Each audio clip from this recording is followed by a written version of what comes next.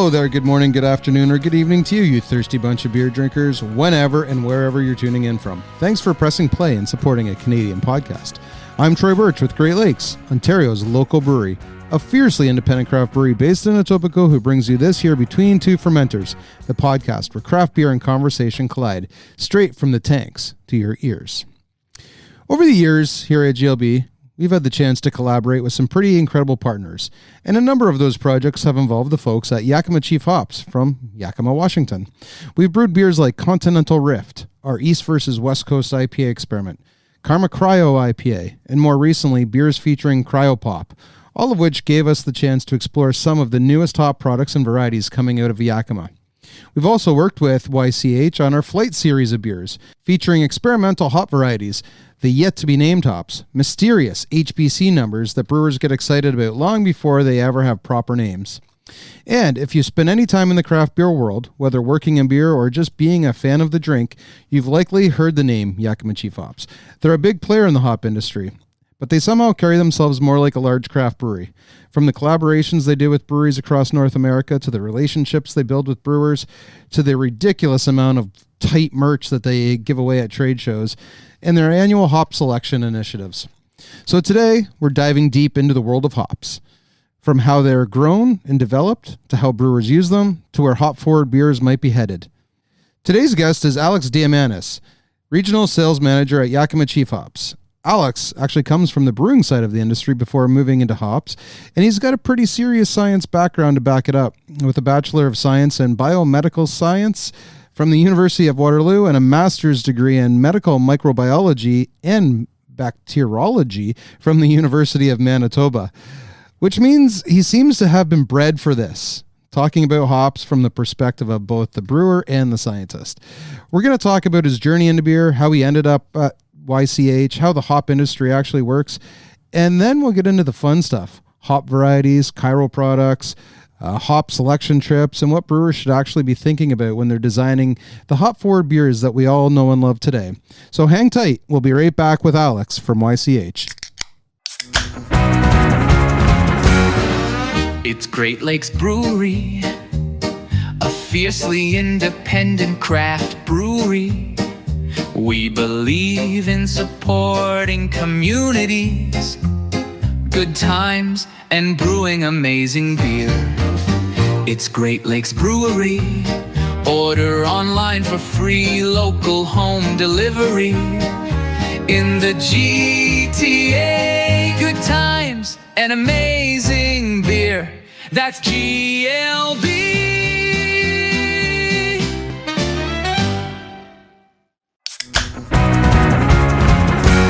Good morning, Alex. Morning, buddy. Thanks for coming on the pod today. How are you? I'm doing fantastic, man. Thank you. I'm a little disappointed with the sudden snow we've gotten. I thought we were free and clear, but apparently not. But, can't win them all. You can't win them all. But you got a nice vest on. I was commenting on your vest. I'm a vest guy, and you got a nice vest. Vest guys rise up. This is the nicest thing I own, period. It's a sample we got made. You can't see it on the podcast, but Rich it's Corinthian leather. It's it's really it's a very nice vest. I wore my YCH shirt today just for you. I saw. I appreciate it. Yeah. And by the way, if they ever do those blue ones again, the blue button-up ones, I want one. Man. Yeah. So Luke has one of those, I think. Yeah. I was at one of the craft brewers conference in the U.S. years ago. I think it was in Nashville, the last one in Nashville. But went there and I saw these YCH staff all around the booth. They were all wearing one. I was like, how do I get one? And he's like, they're for staff only. Yep. And one found its way into my hands. The exclusive CBC gear. Yeah, it's funny. So CBC, like literally the month before I got hired, was in Vegas, and I'm like, oh man, it's just a month too late. I could have gone. That would be awesome. Yeah, but I got that shirt, and still to this day, when I wear it, if people haven't seen it before, they're like, that is an amazing shirt. So I think YCH should bring those back, and maybe a partnership with Great Lakes, put the Great Lakes logo on one of the sides. I've been pushing for some more like Canadian branded merch and stuff. Like I got our marketing guy Cam. He was really on board. We got a bunch of Rapala crankbait lures with YCH branding on them made, and they're shipping them up next week. I heard you're a fan of fishing. Oh yeah, I mean, yeah. Oh, I'm from Ontario, of course. Yeah, you know what I mean?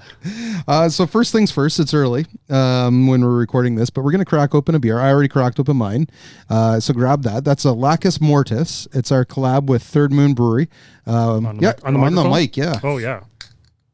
There you go. That was a masterful point. I love it. So why did I choose this beer for the start of the show? Because we're gonna have a couple different beers as we go along today. But this one has got Mosaic, Citra, and Simcoe hops. So Gorgeous. you guys call them the Holy Trinity of hops. That's right. And so this beer has all three, and it just sold out. But I saved a couple cans. The just last. for us. Yes. It's like the dinosaurs. I love it. Excellent. So this is how we're going to tackle the conversation today. We're going to get into you properly introduced, so listeners get a good idea of who you are. Then we'll introduce Yakima Chief Hops. I'm probably gonna go back and forth between Yakima Chief and YCH. So if you hear YCH, that's what it is. Giving a good history lesson on the company. We'll talk hops, but in a fun yet technical manner. And then we'll cap things off with a peek behind the hop selection wall, because I want to talk about some of the stuff you've seen. The most fun month of the year. Yeah, absolutely. So let's get into your background first. I mentioned off the top, you have some pretty serious schooling under your belt, and too much schooling. It was so I would, like all science inclined kids, I wanted to be a doctor when I was 17, right? And then you go to undergrad and you get your butt kicked by Organic Chem 1, and you're like, oh man, medical school's not for me, right? So I went to Waterloo, which was a pretty hardcore sort of physical science school, like with the big engineering department and life science department, stuff like that. And I think I watched the movie Pandemic when I was too young. And so I really wanted to be the infectious disease guy for the government, right? And when I graduated my undergrad, I was like, well, I mean, medical school, it's not going to work out. There's no way. So I wanted to, lab work was something I enjoyed.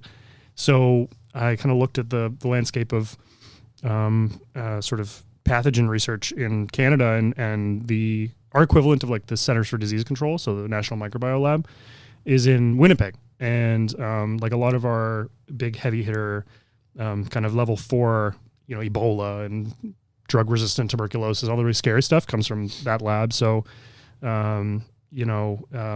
Mike Mulvey and Dr. Gary Kobinger and all these like pretty big heavy hitters over there were the reason I wanted to go to Winnipeg. And so I got into Dr. Karen Brasinga's lab studying hospital-acquired like multi-drug resistant bugs. And I was working on those. It was really, really interesting. Did a bunch of a lot of genetics on that front, and kind of I transitioned to a doctorate program, and that was kind of the moment where I was like, oh, okay, maybe this isn't for me. Like it's I found it very isolating and not particularly like I'm a people person, right? And I was just kind of grinding against this project, and I was like, maybe this isn't for me. So I decided to get my master's. I had started homebrewing with my roommate, and that's kind of how the genesis of the beer career started. Was so you did all this schooling. You did first here in Waterloo, then in Manitoba. You were homebrewing in Manitoba or in Manitoba. Yeah. And my prairie roommate, Steve, the best. Yeah. Dr. Kuzik now, but yeah. So when you finished school, you went to work for a brewery. Yeah. Why didn't you follow the path? Yeah. The lifestyle that I saw in academic science just maybe didn't appeal to me. Like it was, it wasn't for me. Yeah, you were saying you're a more people person. You wanted to be out and about. And, exactly. Okay, so talk to me about how the home brewing led to a job in a brewery. And what breweries did you work for? Yeah, so I started home brewing. First thing I made was mead using like Mennonite honey from a farmer's market out there, which is great because they have good access to it. And thankfully it didn't turn out poison. Otherwise I probably wouldn't be doing this anymore. But then I moved to beer because I went to Dublin with my brother, and we went to Guinness, of course, right? And we're standing in line, as you do in the Great Islands, where you stand in line for hours, and they have these signs that just, like these screens that just cycle beer facts.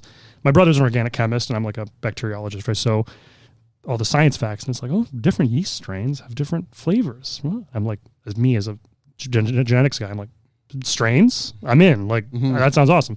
So we just start reading on Wikipedia online, just like, things about beer process, and we kind of realized, there's more to this than I thought. So go through the tour. It's amazing. come back to Canada. My roommate and I, I'm like, we got to start making beer. So we started doing that. And I was going to, beer festivals. I would just talk to sales reps and brewers and be like, what do you guys hire? Like, you guys hire what kind of skill set? And they're like, I don't know. Do you homebrew? I'm like, yeah. It's like, do you have any education? I'm like, yeah, I have a microbiology degree. And they're like, oh yeah, you're hired. Like, yeah, here's a job. So, and I had started funny thing. We're on a podcast now. I started listening to the Master Brewers podcast, which can get very technical. And I started basically listening to that to learn how to like talk commercial brewing in a way that like beyond home brewing, because it doesn't translate one-to-one. So thankfully I walked into my first brewing job with like a little bit of knowledge. And I started at my first brewery in January of 2020, which was a wild time to jump into a new career, right? Yeah. One Great City Brewing in Winnipeg, working under Scott Barber, who's still a great friend of mine, and he's my sensei, so to speak. That was my first brewery. Started working there. Big brew pub. We did about 2,200 hex a year, 2,000-ish, of like very diverse brands. We had big restaurant footprint, so we could really play around with, does this pair well with food? Does this, it was a very broad portfolio of what we could put on the table as far as brands, which was really fun. You got to experiment a lot. So no lab work. You're brewing at that point. Okay. Yeah. And then what? You landed that job. You're doing that for like what, a year and a half or so, and then no, I was there for 3 years. 3 years, okay. I was there until 2023. Okay. And then my family's from Ontario, right? Okay. So my whole family was here, and I've been away in Winnipeg for 7 years at that point. So I was like, okay, it's time to come home. Like it's and moved back to Newmarket, and Old Flame was hiring for the Newmarket location. Okay. Right. Yep. And that was like That's Old Flame Brewery. Yeah, Old Flame Brewing, yeah. Working under Adam, who's Wevernick, who's just like super, super smart guy. He really knows what he's doing up there. And they just kind of gave me free reign of the R&D brewery there. Yeah. And you were doing that for a bit, and then how did the opportunity to work with Yakima come about? Yeah, so I got to go on a trip to Germany my last year at Old Flame, and through our hop rep at the time, they connected me with some of the farmers there, and I did this just incredible like day-long tour of the Hallertau growing region in Germany, and it was these farms are 1,500 years old, right? Like there are these ancient, long-lived family, like 15 generations of one family. It's incredible. And then we got to go to Weibstephaner in Germany for their Oktoberfest with the sales rep that was giving me the tour. And that was one of the greatest, most surreal experiences of my life, because a lot of it was unplanned. And I'm kind of looking at this guy giving me this whole tour, and I'm like, in my head, I'm like, I think I want to be a hop rep. This sounds like kind of incredible. Like, and it was, for me, it was like a kind of transformative experience in that it was really inspiring, like seeing the sort of like pride and complexity of the supply chain and the culture around it made me want to be part of it in some way. And I started looking at, what are the big hop players, right? And in Canada, one of the biggest ones that had kind of really staked their claim with, I think the warehouse went in just like 6 months before I started. So we had really expanded into Canada, and I kind of saw that. And they were looking for a rep for Ontario and Manitoba, and I kind of thought to myself, like, all right, who could they possibly be talking to for this? Right. So I applied, and even the interview process was surreal, right? I have that here. I hear that there was a pretty intensive interview that involved some drinks. Yes. Yeah. You tell that story? It was intense before the drinks too. Yeah. It was, first round, it was like multiple rounds of interviews, and I had to make a PowerPoint, and like, how would you tackle the market, and how would you this and that?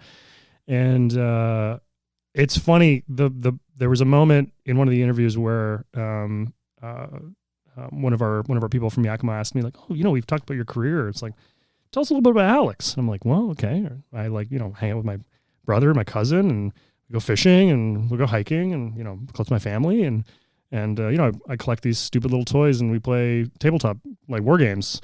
and someone on the call kind of grins, and I'm like, oh yeah, I know it's dorky. And they're like, no, it's cool.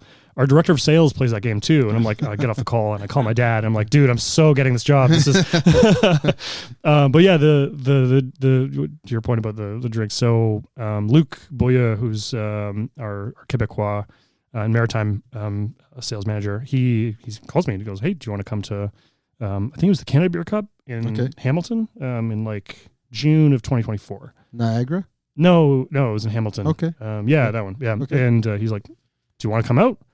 And I'm like, is this it? And he's like, this is it. I'm like, okay, great. So I go to Hamilton, I meet the team, and we go to the big collective arts party, and I just meet just so many people over the course of a weekend.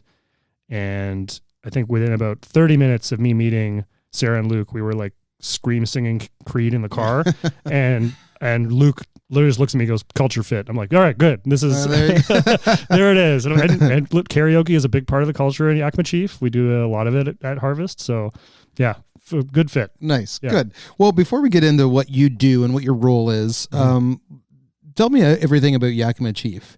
They started in 88. Yeah, as Yakima Chief Ranches. Like the history around this is pretty tough to understand for even someone me in the industry. But Yakima Chief Ranches, they had some mergers along the way, most specifically with Hop Union. That's right, and became YCH in 2014, rebranding the whole company to Yakima Chief Hops in 2018. So for those really serious about the hops and the history, yeah. Tell me a little bit about the whole company. Yeah. So yeah, it started in 88. The farmers had been growing for so it was the Smith, the Perrault, and the Carpenter families, were the three kind of founding families. Those farms had been growing for almost 100 years at that point. Okay. Like those are third or fourth generation farms even then. That was in 88. And then they brought on some other partner farms between then and 97. 1997 was, in my view, when the modern company was kind of synthesized. Okay. So people are often surprised to hear this, but Pfizer, like the biotech company, had a beer products program back before 1997. So all the CO2 extract that was made for macro brewing, the really high efficiency bittering product, that all came from Pfizer, which for me as the science dork, when I saw that, I was like, oh, this isn't a hop company. This is a research company, because we acquired their beer products program in 97. And Carl Vanderhoven, who's our COO, he actually came from that acquisition. Okay. So he's been with the company for a long time. And so that's when we really expanded into like more than just pellet hops, right? That's when we kind of started to be able to roll with the big dogs. And then, continue expansion and continue kind of our R&D program. And that was as Yakima Chief back then. Yakima Chief Ranches was the breeding and research and development wing of the company. Yeah. And that's really where the collaboration with the HBC hop breeding company comes from. So like Citra, for example, is a HBC variety, Mosaic as well, a bunch of other ones. And all those HBC varieties are a 50% ownership between Yakima Chief Ranches and John I. Haas, which is the other major grower in the Pacific Northwest. And then 2014, Yakima Chief merged with Hop Union and became Yakima Chief Hops as a corporation total. Yep. There was a big rebrand at the time. Like the bags went from whatever was green to tan and with our logo on it, right?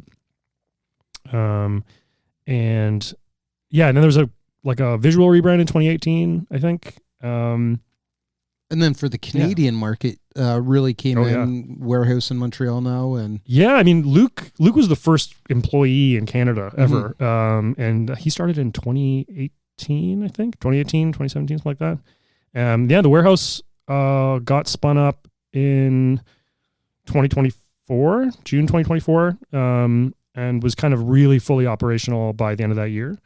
It's like 1.5 million pounds of product, 1,200 pallet positions. Like it's crazy. Serious. Carol, who runs the warehouse, came from Maersk before that. So she's a shipping logistics master. So it's and so the hops that are in that warehouse are going out to all of Canada or mostly the eastern. It goes right up until Saskatchewan. Okay, So we found it's more. We can ship direct from Yakima to the West Coast. Yeah. But we can service the West Coast from the closer warehouse. Proximity to Yakima for the West Coast. Some of the larger customers in BC do enjoy shipping from Brossard because like you don't have to deal with the border. There's no that's the reason. Yeah. Cool. So let's go back to you now that you've given us a little history of YCH. So you're the regional sales manager. Yes, sir. So how many breweries do you get to work with? Oh my gosh. So I cover Ontario, Manitoba, and Michigan too, actually. And I think between all that, probably just under 500, just probably 550-ish, with about 350 to 400 that being Ontario. Ontario is my largest, my focus. And what does your role actually involve on a day-to-day basis? You can't obviously get in the car and go visit every brewery every day. As much as I try. Yeah. So, it's about like 50% overall, like on the road versus at home. So, I work from home, which is great. It gives me a lot of ability to focus on work at home, and a lot of emails. So basically, a lot of what I'm doing is looking at where people who do hold contracts are. As far as their contracts, like what's their kind of burn rate? Are they looking long? Are they looking short? If they're looking short, hey guys, like, you had your big summer load in, you're 80% depleted. It's like, do you need a top up? Like which brands did well? Do you need more of that? If they're looking long, then, maybe I give them a call and go, hey guys, like, is one of your brands underperforming? Maybe we can swap some stuff around, and make sure you kind of come out free and clear at the end of the year. And then the other thing is, I have a pretty good read on what people's pain points are with how they're using their hops. Like if somebody's got, their brew house has a really very shallow slope in the kettle, I'm like, okay, well, you probably need a Whirlpool product to make yourself more efficient.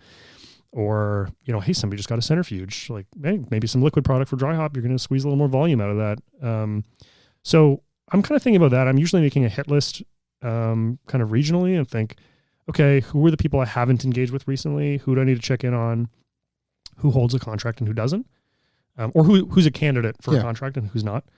And there's a lot of like list making and sort of prioritizing. There's a lot of note taking too, as far as when I have meetings, what conversations went into those meetings, so I can go back at a later date and there's a lot of that. Have you been able to visit all your breweries? No, not yet. I'm trying this summer. I hope to basically hit everybody. I've gone to everyone south of, not everyone, a lot of breweries south of like Barrie, the kind of like big Collingwood all the way up to Owen Sound I haven't done, and then I want to go to Sudbury this summer too and go visit like Stack and up there. Yeah. But yeah, it's a huge territory to cover. It's massive. I might have the largest. It's between me, Sarah, and Luke. I don't know square footage. So Sarah, who used to be the regional sales manager for Ontario, I'm new Sarah. She's out in BC now. Yeah. She's in Kelowna. She covers British Columbia, Alberta, Washington State as well, in Saskatchewan. I think technically some of the territories are also hers, which is she hasn't gone up there. I think a lot of those areas are covered by distributors, so like CMG and BSG. But yeah. And she's a hell of a hockey player too. Oh my God! We were in Indianapolis. So we were in Indianapolis, and we were at the Colt Stadium for CB. Like they had a thing at the Colt Stadium where you could try to kick a field goal, and we all did it. Like everyone wants to do it, so we all got in line. We would go do it, and I do it, and I absolutely just beef it, right? Just like kind of just slice it right into the wall. And Sarah gets up. She's just like, she puts the ball down, and I swear to God, she tested the wind with her finger, and she just takes 2 long steps back, 2 long steps aside, just hoofs it perfect right to the uprights. This woman comes over to her and goes, "Oh my God, are you like a soccer player or something?" She looks at her without skipping beat, natural athlete, and just walks away. And I was like, how dare you? But no, it was incredible. In the video we have is just me holding the camera as she kicks it and me screaming, yeah, because it was one of the greatest things I've ever seen. It was great. Going from a brewing job both at in Manitoba to the Old Flame. How difficult was it? Was it difficult to go from being a brewer to then supplying ingredients for brewers? I think it was easier than I thought, I'll say. So, because a lot of the things I was doing at the breweries before was still like recipe development, right? It was a lot of recipe development, a lot of formulation conversations, a lot of like, this brand, how do we, turn some dials on this brand to get it more tasting better or producing better or be more consistent. And I found going to this role, those conversations I'm still having those conversations. That's a lot of what I'm talking about is, how did this lot perform? Do you like this lot of, Citra or whatever? You're having a lot of losses on your dry hop. How do you maybe shift that around? Maybe you move your dry hop to a different part of the brewing process, right? I thought I would miss the brewing more. And I still kind of do, like being in the brew house and just kind of like flipping dials and just working valves all day. But the thing that I'm glad I have now is I have a lot of like creative conversations with people. People will just be kind of talking and they'll go, yeah, I really want to do like a really hoppy lager this summer. And we'll just be talking about lager hops for 45 minutes. Right. And that's great. Like I always enjoyed that. And I get to I kind of, sometimes in my head, I think like, oh, I worked for, one brewery at a time. And now I work for like 500 in a way. Right. Which almost is like a consultant to some of the brewers. Yeah, absolutely. That's big time. It's technical sales. And the part of that is definitely consulting. So I want to talk hops. I want to talk hops too. Yeah. But before we get into that hop talk, I want you to explain the industry to me because it's massive. It's big. A massive industry with some pretty hefty players like YCH and bigger companies than even you guys. But how does it work from field to glass? Yeah. So it's funny you say it's a big industry. Among brewing inputs, it's actually a small chunk, which is I think that's interesting. But it just feels so much bigger. It's like it's this thing that we all talk about, and it's like it's about $1 billion industry globally. Roughly, it's hard to kind of how to actually slice that onion, but broadly speaking, there's three major players in that industry. There's Yakima Chief Hops, there's Barth Haas, which is a partnership between a U.S. and a German entity, and then there's Hopsteiner, which is a German entity as well. Yakima Chief Hops is, I think, the smallest of those three, but in North America, like among craft, we're 70% of the market. Yeah. We're hugely dominant in that part of the market. We're really focused on aroma hops, like flavor forward varieties, but we're definitely making a big push for like alpha and efficiency and starting to look at the macro industry because it's a huge part of the beer world. So among the hop growers, Yakima Chief is the only grower-owned company. Okay. So what that means is we have a board of about 14 grower owners. Obviously, like the Smith and the Peralt and the Carpenters are part of that. And 75% of all company revenue goes back into the farms. Okay. So that's the grower owners and all the partner farms that we buy from. 75% of anything we sell goes right back, right? So practically speaking, what that means is we have a really substantial focus on like capital reinvestment.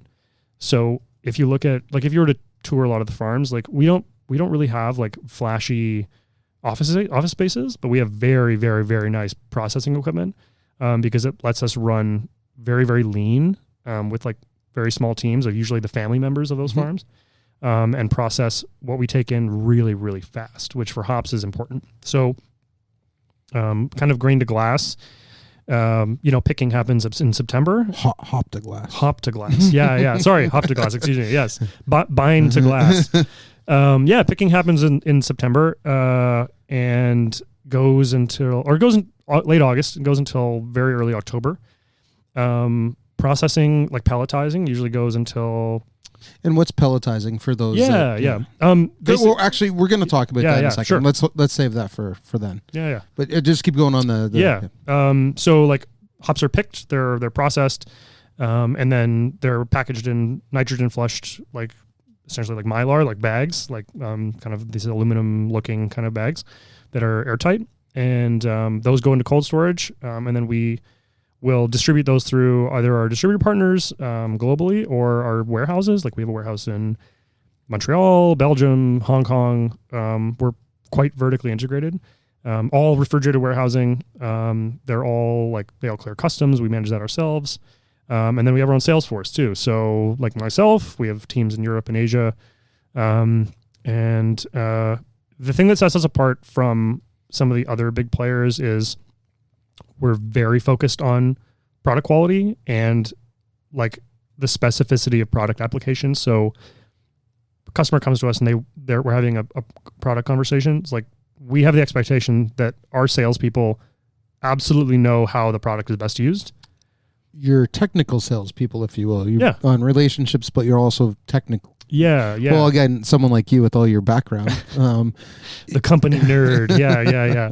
But you can help with those decisions. Like we said, you're like a consultant, but you can do it from the both technical and personal, professional side. Yeah. So this show attracts a great deal of non-brewers. It has a lot of people in the industry listening, but a lot of just your everyday casual drinkers and supporters of craft beer.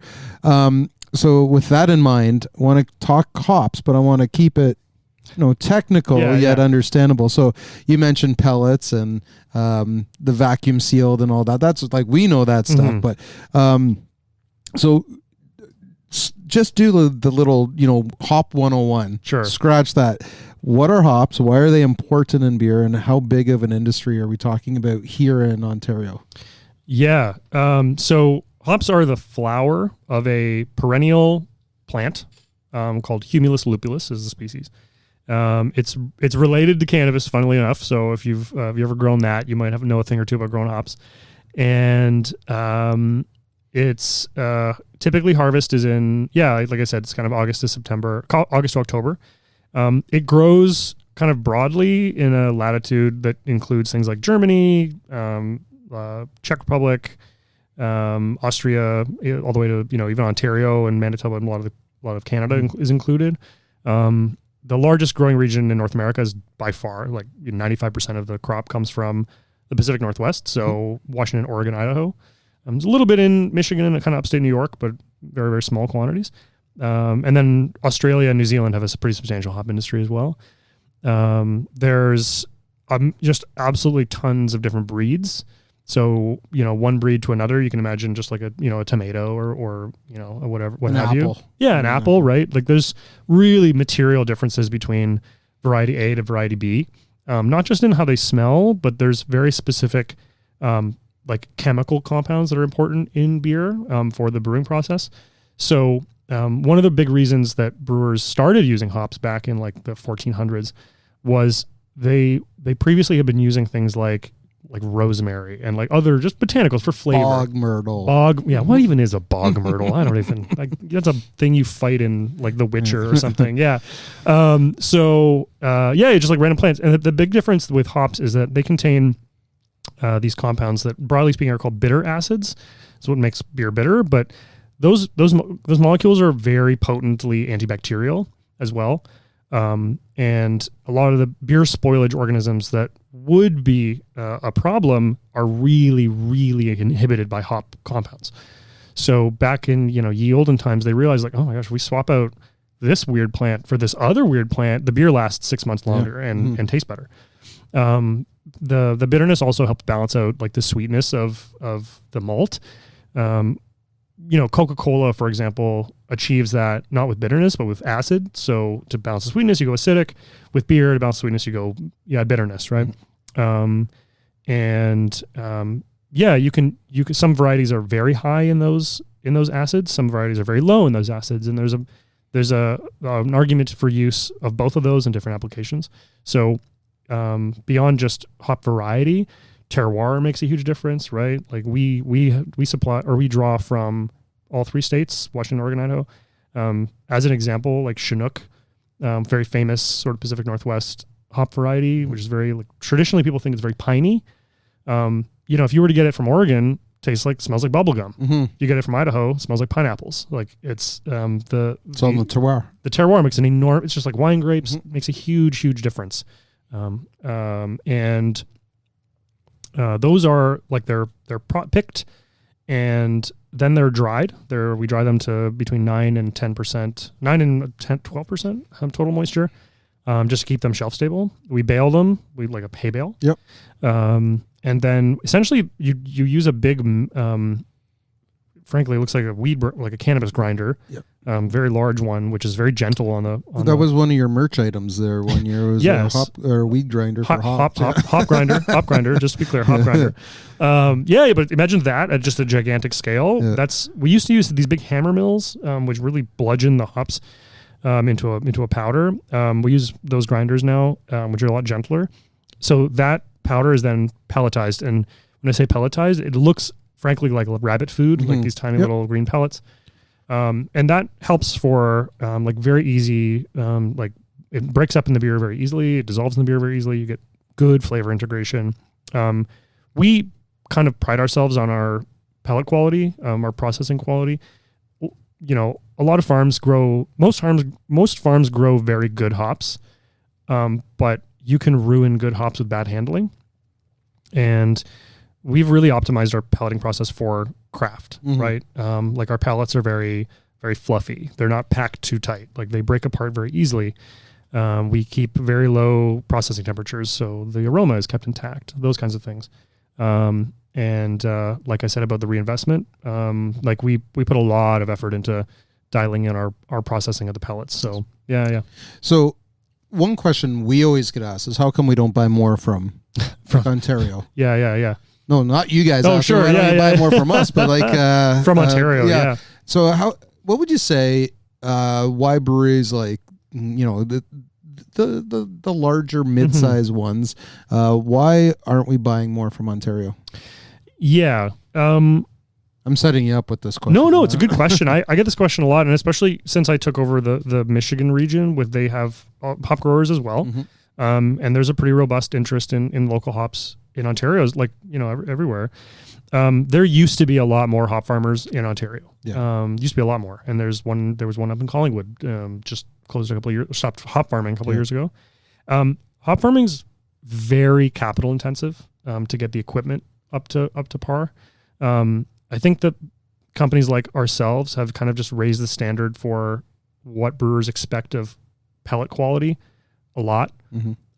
And the old kind of German pickers that you could get, that are the really small ones that a lot of local farms will use, don't necessarily produce as good a pellet product in the end as what you might get from the Pacific Northwest farms. Okay. It's also like we're obviously in a much colder climate here. And a lot of the public hop varieties that you can grow, like we have varieties that we've bred and developed. Yeah. Those are very disease resistant, not very needy for water. There's all these benefits for like agronomic benefits. The public varieties are typically much older, much less optimized for modern climate conditions. Like climate change is doing a number on the hop industry, and especially in Europe.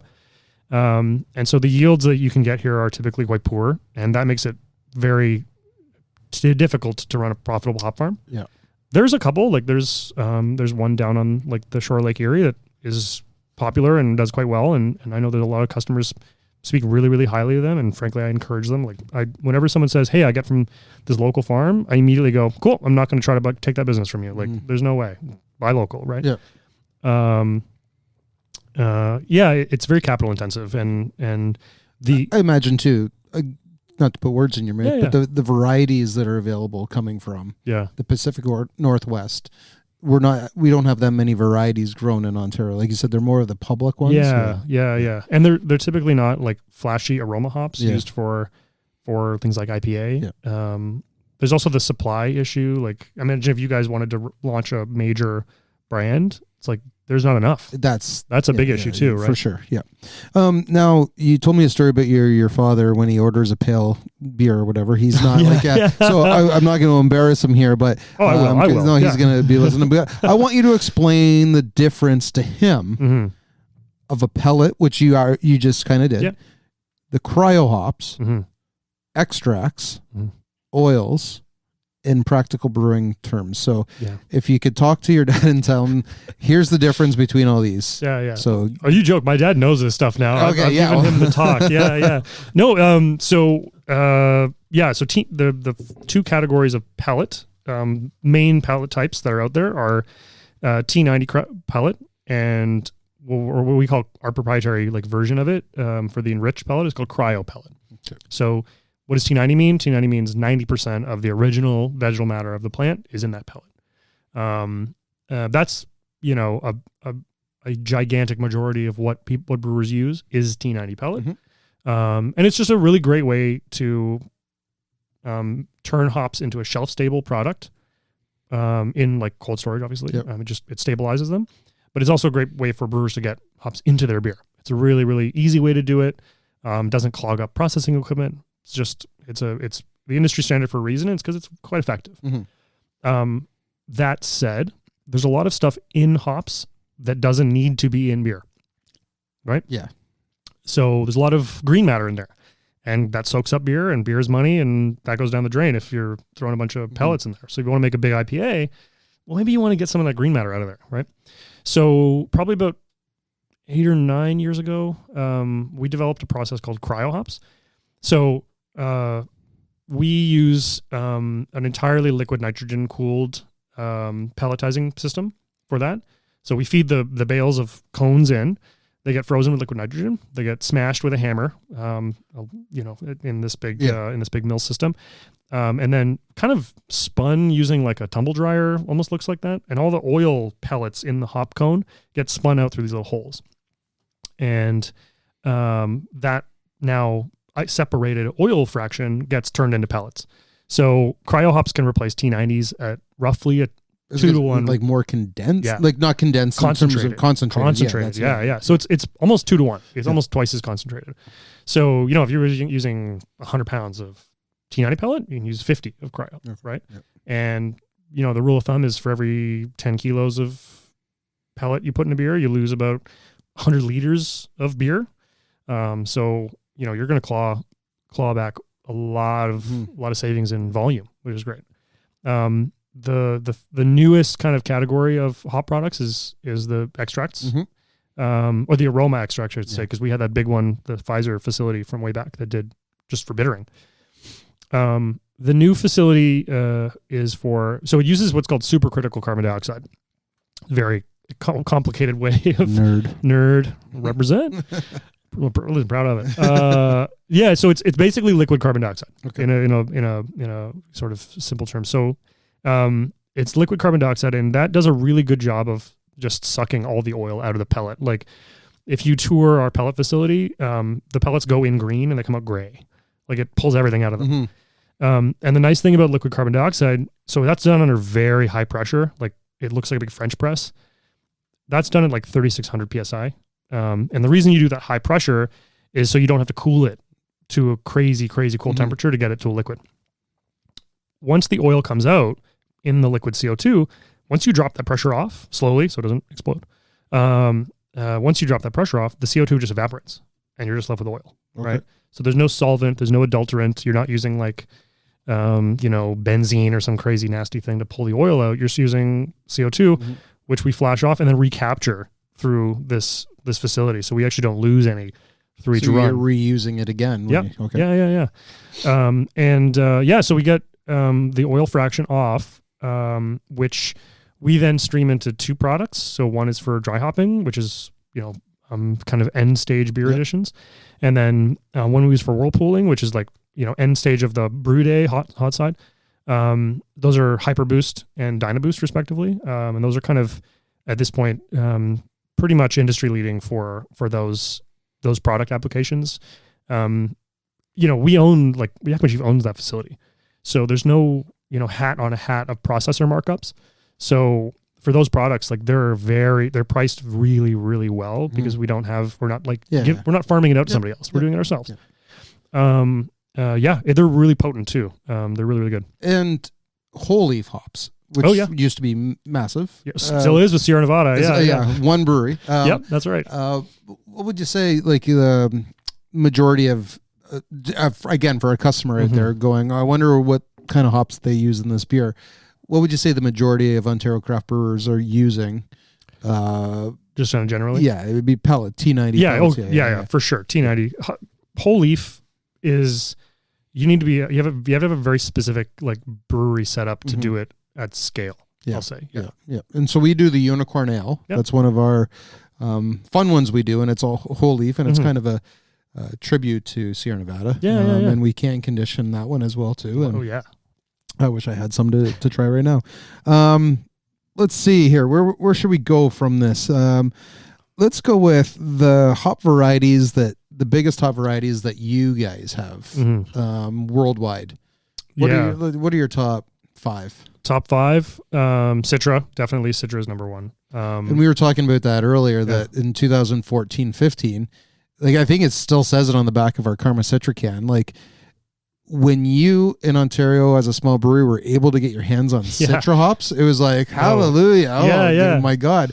And now it's everywhere. It's everywhere. It's in pretty much every GLB, Pale Ale, and IPA. Well, it's a workhorse, man. It's like the thing with Citra is like it tastes great on its own, but it also just turns the volume up on your beer because it's got so much like myrcene in it and all the other nice essential oils, but it's not all treble.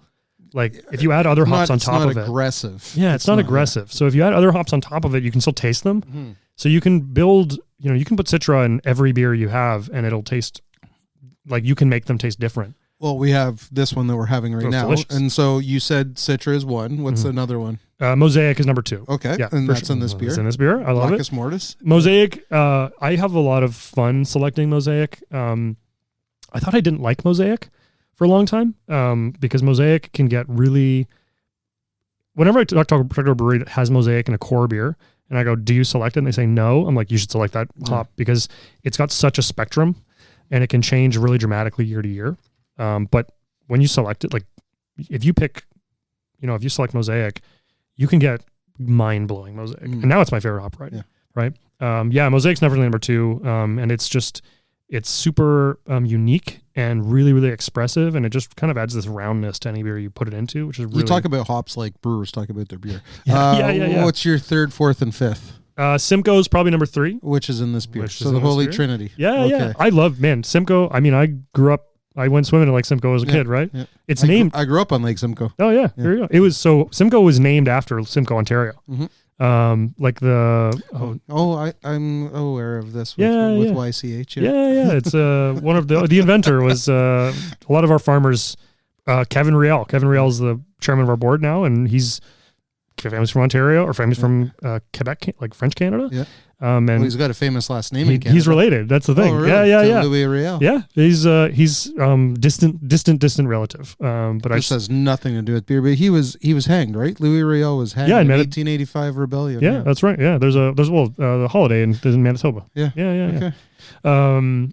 Anyway, so there's a great connection with Simcoe as a variety, and Simcoe's a really gorgeous variety. It's the number 1 in Canuck Pale Ale. In Canuck, makes it delicious. Yep.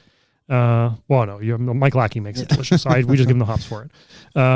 Sometimes they say, we're digressing off of this 1, 2, 3, 4, 5, but brewers nowadays are like, if you can brew a good beer, that's great. But now it's like you have to be the hop whisperer. You have to be able to. You're blending your hops. If is it 5% in boil? Is it 10%? Is it 50% in whirlpool? Is it 25% in secondary? So yes, you can make a good beer, but that's one component of it now. Yeah, and especially for an IPA and pale ales and stuff, it's like how you work with the hops is another role. Yeah, I think. Sorry, IPA, but yes. Yeah. What's the number? Quick. And then go 4 and 5. I think brewers in general have just become less dogmatic with how they make hoppy beers. Like there was a time when it's like, all right, you put 500 grams of CTZ in for first wort, and then you do, a 30-minute addition, a 50-minute addition, a 0 addition. Yeah. You dry hop at this many grams per liter, and that's how you make an IPA. And now most people don't have a first wort addition. They don't have a 15. They don't have a 5. It's all whirlpool, big day 1 dry hop, big final dry hop. Yeah. And brewery to brewery will completely change. That's how we started to get our IPAs on the everyone saying, "Well, this is an IPA brewery," because we were doing mostly whirlpool. Yep, that's the way. Yeah. Okay, 4 and 5. 4 and 5. It changes year to year. I think I would definitely put Cascade and Centennial up there. I think Amarillo's probably up there too. That was a nice hop back in the day too. Like it was being yeah, used yeah. by a lot of brewers. It still is. It still like, is. I can remember that being like, oh, this is an Amarillo. Yeah. Amarillo's cool. Like we've opened up a lot of new acreage among more farms of it because it used to mostly come from one farm. Mm-hmm. And I think that's just given it a lot more texture and a lot more choice for brewers too. Like that kind of tea component for that hop variety really came from that one farm. And now you get to see what that does in other terroirs now, which is really exciting. But you guys aren't doing any of the noble hops, like any European. It's all Pacific Northwest. We don't grow any varieties. European stuff. We procure it. We can procure it and sell. We distribute. But you're not growing it. We grow some. We grow U.S. Sots. Like typically people think of that as German or Czech. We grow U.S. stuff, and it's phenomenal. It's more consistent too because we don't rely on rain. We rely on irrigation. And then we have some new varieties we're breeding to replace noble hop varieties as well. Okay. Yeah. Okay. We're going to talk some hop research now. I just want to know about the YCH hop breeding program. Mm-hmm. How are the new hop varieties actually developed? Cool. It's a cool question. So that's led by Dr. Ryan Christian in Yakima at YCR, at Yakima Chief Ranches. Yeah. So kind of like from seed to final deployed market hop, like with a brand name and everything, can be, 10 to 15 years. Mm-hmm. It can be quite long, which somebody who worked in apple breeding was like, 10 to 15 years, that's short. Those can take like 90 years. Really? Yeah, it can take a long time. Some other plants just take longer, which is interesting.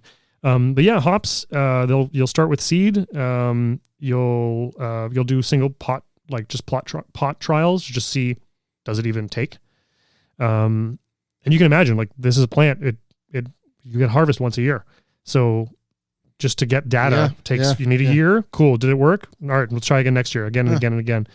So you start with pots first. We're adding some really interesting, like the term is high throughput, but basically like genetic screens to look for features in the genetics of the plants we breed to see, like, is that a marker for will it be viable?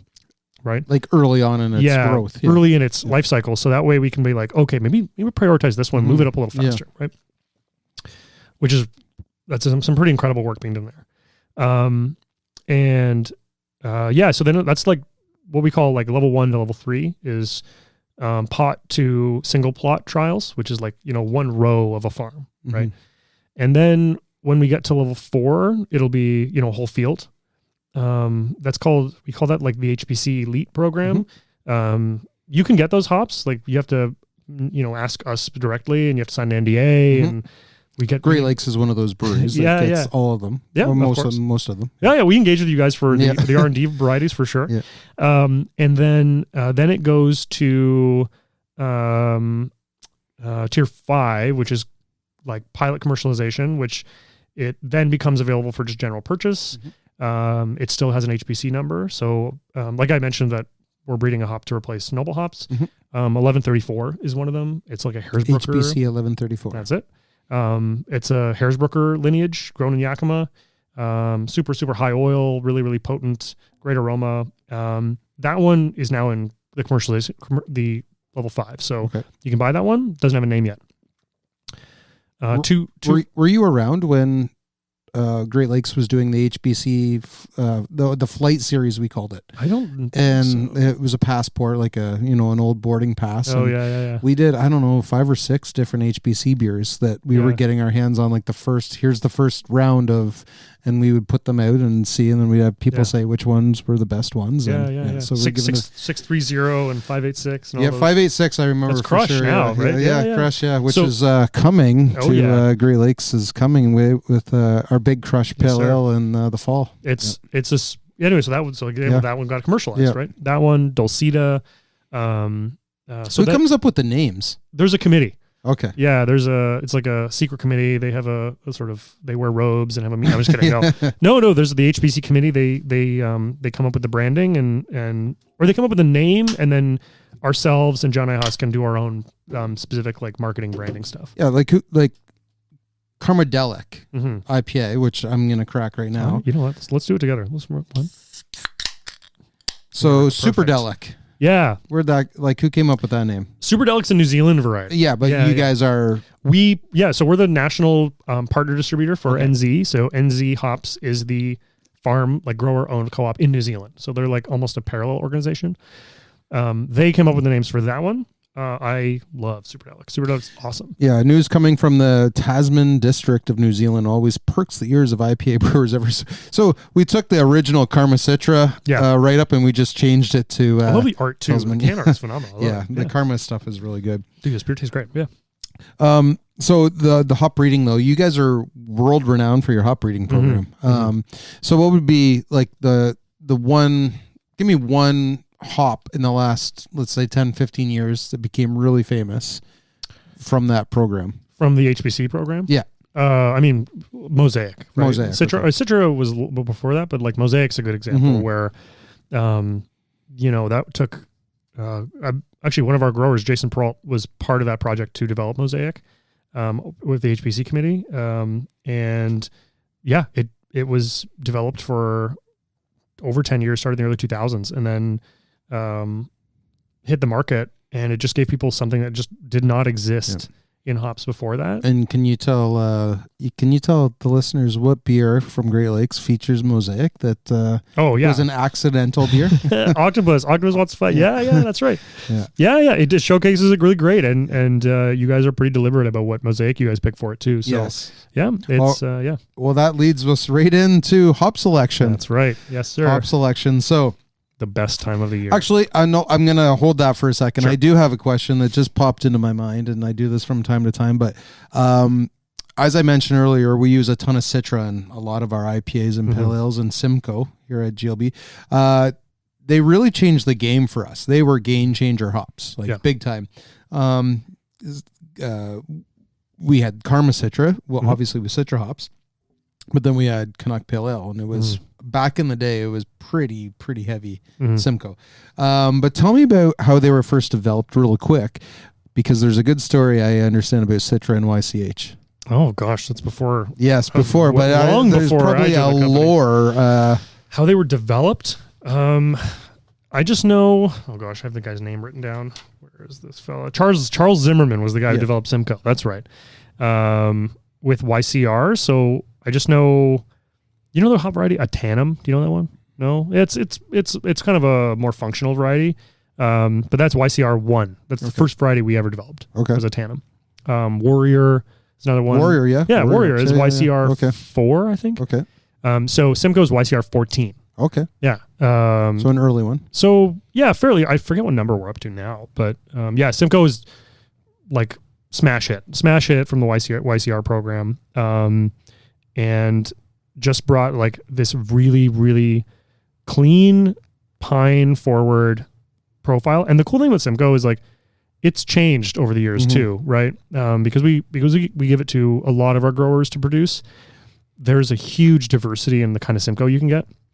So you can get like, oh, this one's like Christmas morning with the tree up and like it smells like pine. And then you go to another one from a different farm, maybe further south, and it's like, this smells like raspberries. Like it's just totally different. We like the pine. Yeah. This in Canuck pine, the pine one comes through strong, and I really like it. So Citra. Yeah. Tell me. I don't even know. Yeah, you should tell me. About it. Okay. Well, tell me the story. I can't tell the story, but it wasn't there. There must have been a relationship thing where it was like we're developing this with another farm, and the farm was like, we're going to share this, and then when YCH at the time was like, oh my God, we got something here, and it became a 50-50 or whatever. And that's the John I. Haas partnership. So that's the HBC. Yeah. So that would be the HBC partnership. Yeah. So, I should really ask, like, because that's obviously our biggest variety we developed at HBC. So like, I should ask, like, what was there any like weird stories about that? But yeah. So I don't know when that partnership started. When it really popped but it was off. it was a good move. It was a good deal for YCH to get that hop because, like you said, it's number one now for you guys. Yeah. The nice thing about the HBC program, because it is like, if it was just us, we'd have a monopoly on the hop market. Yeah, but it's like that's not fair to like. Yeah, I like to think that any company would perform ethically, of course. Yeah, but like by giving it to literally two competitive companies, give them the rights to the biggest hops in the market. You just give brewers choice, and it keeps pricing competitive, and it just generates a lot of value. And the onus is on the brewers, and we're going to talk about the hop selection to make sure they're selecting the right ones for their brewery for their beer. So that happens in, like you said, end of August all the way through early October. Yeah, selection is 3 weeks. It's in September.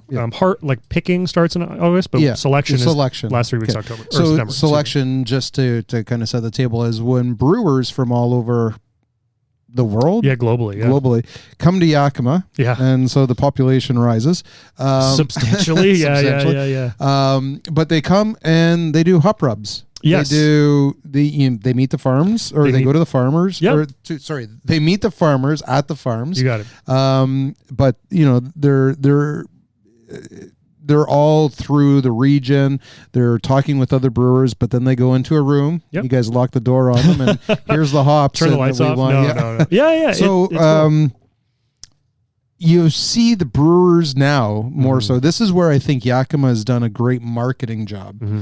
Making hop selection fun. Oh yeah. Making it like a big collaboration beer release, or making it like so social media is taken over by brewers. Oh yeah. Breweries, and all their shirts are just stained green from all the, yeah. But in September you see like the whole team knows that our team's taking our brewers are going there. So give me your hop selection process. What does it look like for someone who's never been there before, and then what roles do brewers actually play in the selection process? Yeah, I mean, I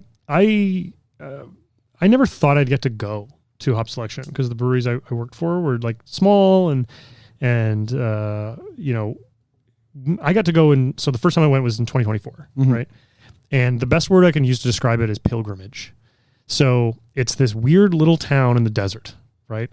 And I got to go, the first time was in the beginning of July. So really production hadn't popped off yet. It was still pretty sleepy, that town. And I was like, oh, there's really nothing going on here. It's like pretty quiet. Nothing, like the farms are busy, right? But the city is not at all.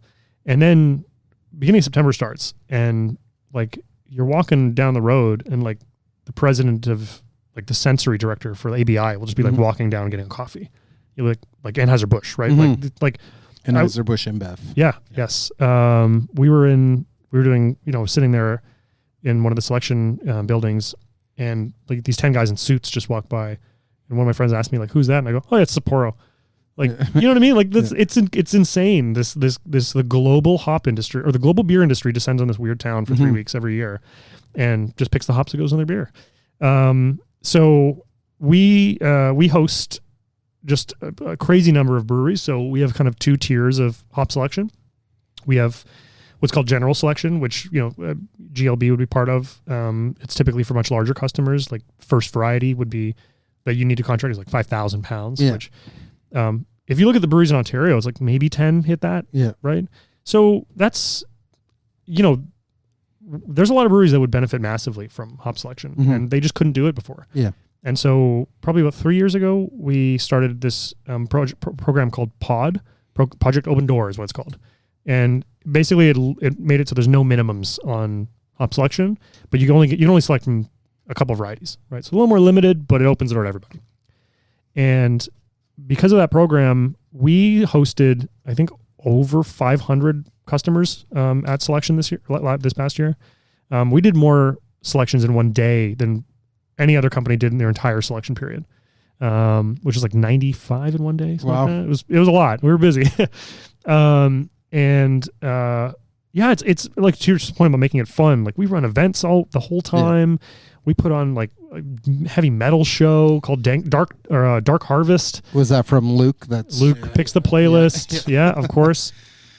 We do karaoke every Thursday at the brewery in town. I've been practicing my Judas Priest Painkiller in the car. And what's the bar that everyone goes to in this small town? Which one? I guess Bill's is definitely a popular one. Isn't there like Brews and Q's, aka a sports bar?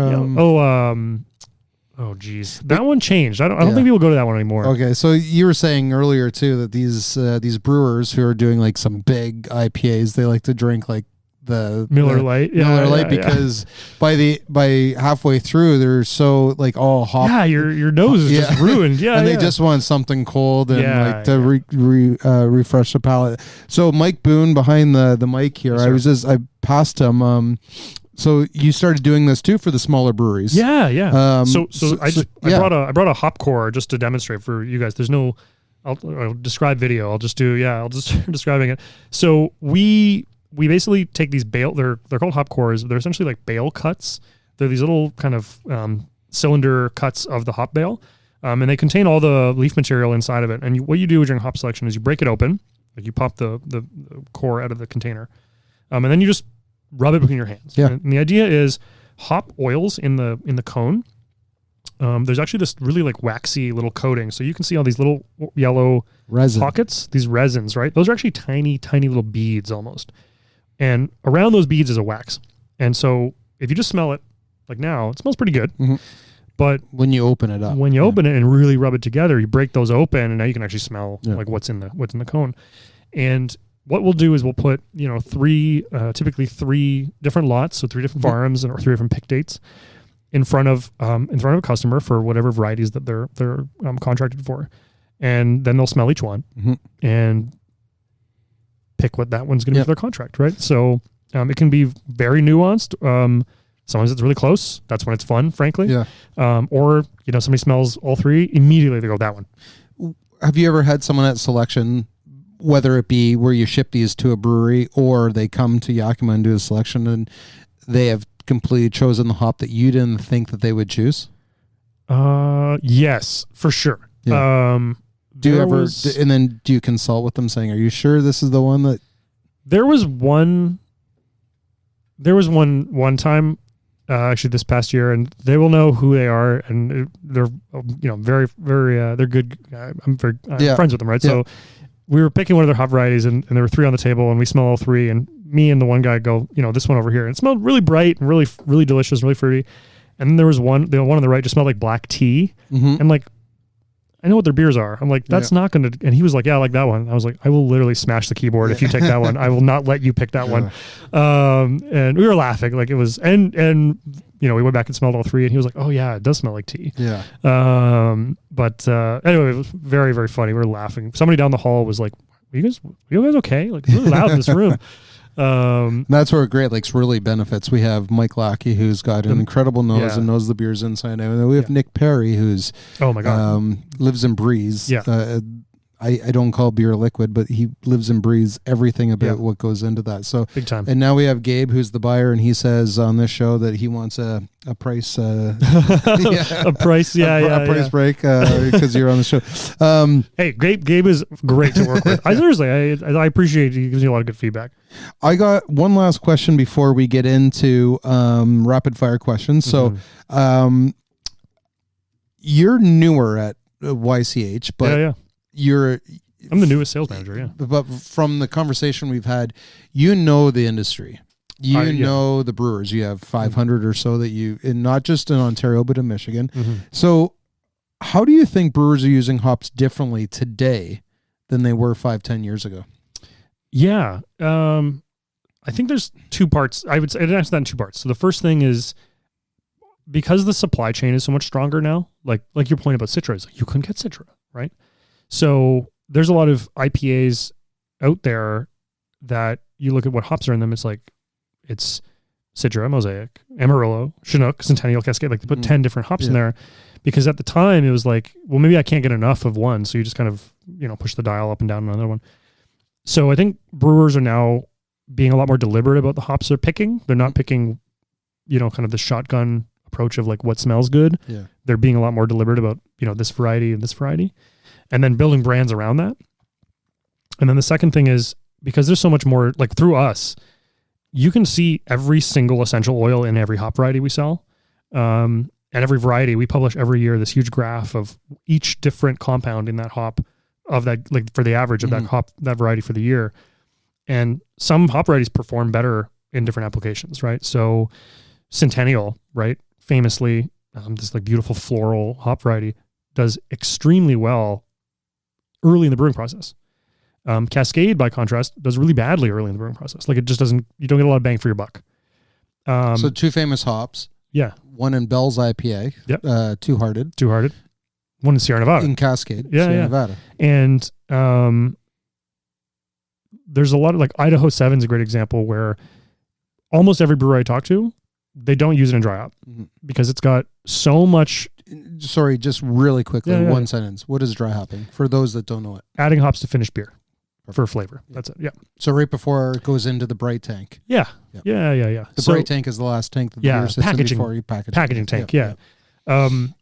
So people are being more like, it used to be the way you just be like, okay, I do 30% Mosaic, 30% Simcoe, 30% Citra at every addition throughout the brewing cycle, and that's the beer, right? And now it's like, okay, well, I don't want any of the kind of dank character of the Mosaic, so that's all going in Whirlpool. And then the finishing hops are going to be the Citra Mosaic, or vice versa. So I think, you answered the question the way I've said it earlier, is like you have to be a brewer, and now you have to be like almost like formulation, almost formulation hop of just whisperer. hops, hops whisperer. Yeah. Okay, we're going to take a quick break, and we're going to come back with some rapid fire questions for Alex. Awesome. Hang tight.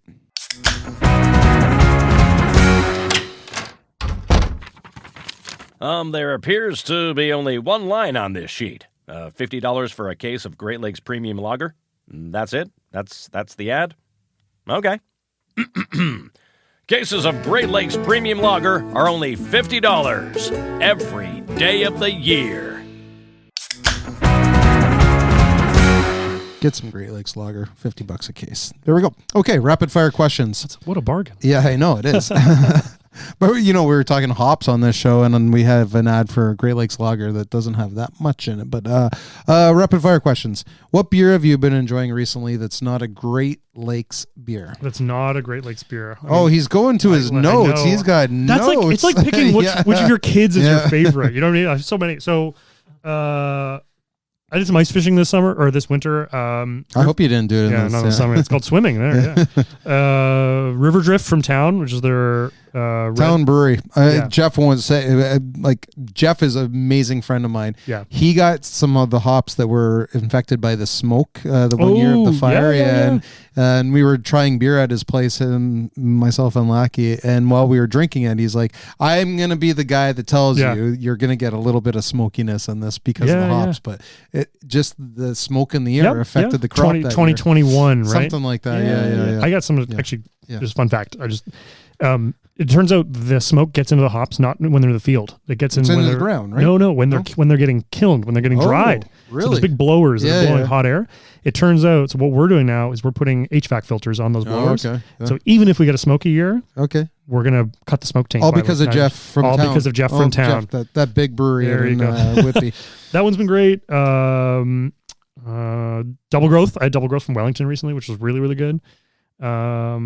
That's more than one. That's two. I know. That's I'll let you have that. They're all my favorite. Favorite hop variety right now? Probably Crush. I think Crush. Just getting to smell it at harvest and all the different shades of it. Yeah. Really, I don't want to say it's the new Citra, but like you can build an entire portfolio around this one hop. Yeah. Now, I don't want to put you on the spot here, but who was the first Ontario brewer to come out with a beer with Crush? I feel like it's you guys, honestly. I think it was. Yeah, no, it was. Okay, that's I think it like pellet. Yeah, it's like you guys, or maybe Sawdust uses it too. Yeah, we did that, and then we started seeing everyone else start calling this beer Crush, and we thought we were the leaders. And we have you guys to thank for it. No, we appreciate it. Yeah. Hot tip here for anyone that's made it this far. In the fall, we're releasing Crush to the LCBO for the first time ever, and it is going to be a massive release for us. It's going to crush it. It's going to crush it. Spelled with a K. Yes, sir. Name a brewery that consistently impresses you.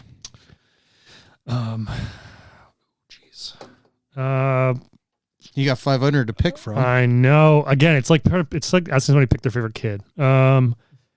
Every time I have a beer from Aveling, I'm always very impressed with the quality. Okay. I'll say Aveling is like a little shout out to Brandon. Yeah, really, really high quality stuff. Okay. Yeah. Let's just go with that. Yeah.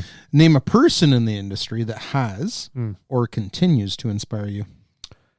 I mean, my sensei, obviously Scott Barber from OGC, but I think Ken Grossman from Sierra Nevada. I got to meet him at Hop and Brew School 2 years ago, and he was wearing that shirt. Oh yeah, I didn't recognize. Oh, so sorry. Ken and I are the only ones with that shirt. Yeah, Okay, I'm in a new level here. Yeah. But I was brand new. I obviously didn't know what he looked like. Yeah. So, you know, and somebody said like, "Hey, can you check like the door? Make sure people get signed in." I'm like, yeah, no problem. I'm literally wearing this like the same vest, right? And I'm standing there. This guy walks up wearing that shirt. And he's wearing flip flops and like really casual shorts. And I'm like, "Excuse me, sir, you got to sign in." I'm a billionaire, and I would like to come. I literally was like, "Excuse me, sir, you need to sign in." And he's like, "Oh, I'm a speaker." And I'm like, "Oh, okay, I guess go inside and just talk to somebody over the booth." He goes right to our CEO, and I'm like, "Oh my God, what have I done?" And I met him, and he's like the nicest guy. It was. Well, we'll go back to the brewery. I have a book for you. Beyond the Pale, right? Yeah. Yeah. No, it's a phenomenal book, man. Yeah. What's a beer style that you think deserves more love? Oh, Cascadian Dark Ale. Immediately. Okay. Okay. Black, not quite a black IPA, but Devil's Pale Ale 666. That's right. Okay. If you could only drink one beer for the rest of your life, what would it be? Fix. Never heard of that. Never heard of it. It's a premium Greek brand from Carlsberg. Okay. I think they acquired it God knows how long ago, but Fix. Fix. Can you get it in Ontario? Yeah. Go to Danforth. Oh, yeah. Okay. Real good. It's hot day.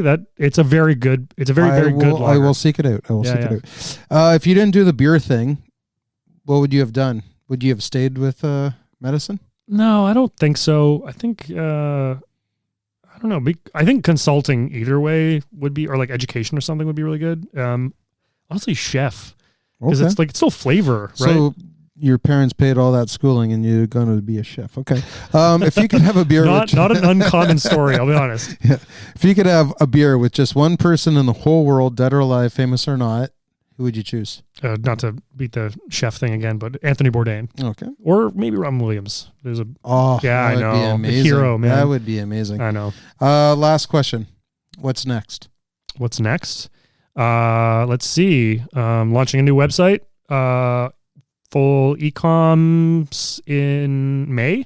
It's going to have single lot sensory selection for spot and contract purchases. Wow. So like all that we're talking about hop selection, Yep. It's like, well, now when you buy literally anything from any of our warehouses, you can see everything about it in the warehouse before you buy it. Like, oh, I want a really berry forward Citra. I was like, cool, we got that. Click, boom, Cool. done. Yeah. And will you send me the new book that came out on the history? I emailed them this morning. Okay. I saw that email. I asked them. Yeah. Nice. Go to the YCH website, Yakima Chief Hops. YakimaChiefHops.com. Yeah. And you can buy the book on the history of Yakima Chief. Yeah. Hop was it Hopgear? Hopgear.com. Hopgear.com. Yeah. Alex, this has been incredible. Thank you so much for sharing the YCH story, your story on the show.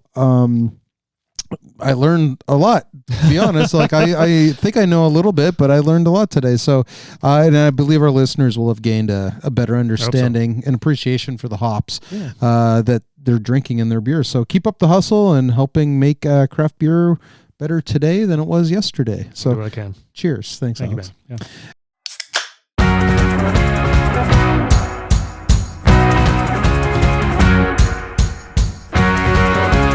And that's it. That's all, folks. Episode 58 with the Hop Whisperer, Alex Diamandas.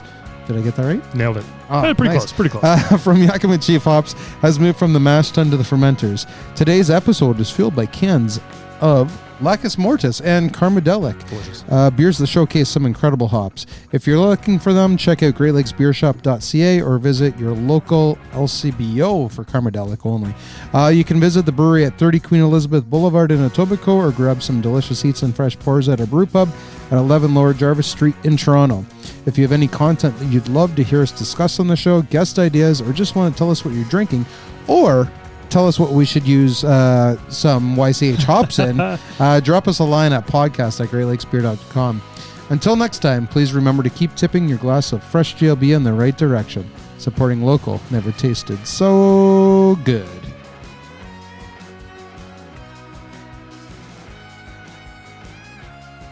To learn more about what's happening at Great Lakes Brewery, visit greatlakesbeer.com and subscribe to our weekly newsletter or follow Great Lakes Beer on your favorite social media platforms.